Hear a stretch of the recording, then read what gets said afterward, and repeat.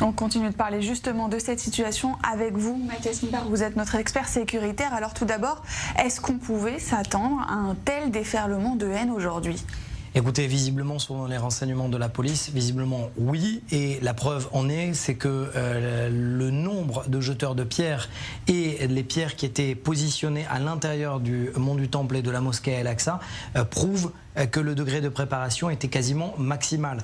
J'en veux pour preuve ce matin, il n'y avait pas un seul policier à l'intérieur du mont du Temple, ce qui n'est pas arrivé depuis longtemps. Il n'y avait surtout pas de juifs qui avaient été autorisés à pénétrer à l'intérieur de l'esplanade des mosquées. Et quand on voit ces scènes et ces pierres-là que vous voyez à l'écran, eh bien, on se dit que tout était prêt, le moment venu pour en découdre. Ce que j'aimerais m'arrêter sur une vidéo en particulier. Là, on voit encore une fois toutes ces scènes de violence. On voit des jeunes et des moins jeunes d'ailleurs jeter des pierres sur des policiers. Cette scène-là, merci Déborah Selam et Dvorah Charnes, ces images-là, quand on regarde des scènes, on peut penser à un accident, Julia. C'est-à-dire qu'une voiture israélienne ou une attaque d'une voiture israélienne fonce sur des Palestiniens. Sauf que il suffit de voir la deuxième vidéo.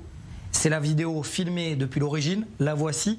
Filmée depuis les caméras de vidéosurveillance de la police. Exactement, de la police israélienne.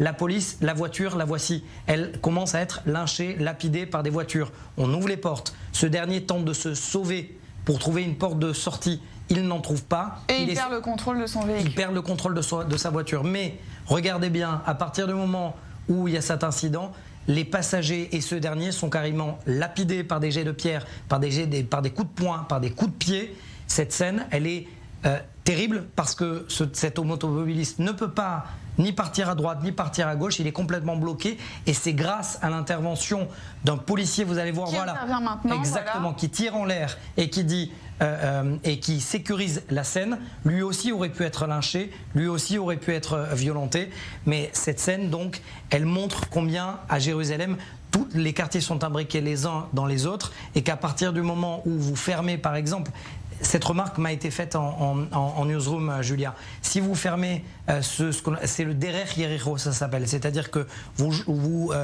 elle joint la route numéro 1, cette route, jusqu'aux murailles. Et donc, si vous fermez tout simplement cette route, vous empêchez complètement les habitants de Jérusalem de vivre. Donc, la police est bien évidemment partagée entre le degré de maintien de l'ordre et également la vie quotidienne des habitants de Jérusalem.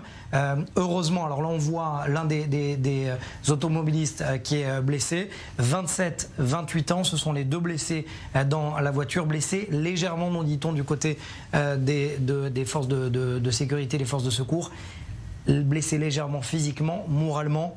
Ça risque d'être complètement différent parce que... On le voit d'ailleurs, le conducteur a l'air en état de choc. Il a vu la mort concrètement. Sur ces images, on sent que les assaillants sont prêts à en découdre. Concrètement, jusqu'où ça peut aller? Qu'est-ce qui peut arrêter ce nouveau cycle de violence? Soit la police va arriver à en dialoguant peut-être avec certains responsables locaux des quartiers palestiniens, soit en imposant clairement une force de présence au sol pour montrer qu'il y a une force de dissuasion totale au sol et qu'on ne peut pas continuer ce type de violence. Ou alors, à l'inverse, si jamais il y a un mort du côté palestinien dans les violences, eh bien tout peut s'embraser en une fraction de seconde. Je remonterai dans le passé. Oui, l'acte d'Ariel Sharon en 2001, alors leader de l'opposition, qui monte sur le mont du Temple, était un acte de provocation. Il savait exactement ce qu'il faisait, mais à l'inverse, tout était préparé à l'intérieur de l'esplanade des mosquées et du mont du Temple. Donc, si tout était préparé, comme cela a été préparé ce matin. Si jamais ça déborde, on connaît la suite. C'était la deuxième intifada. On espère tous, bien évidemment, que ça ne sera pas le cas.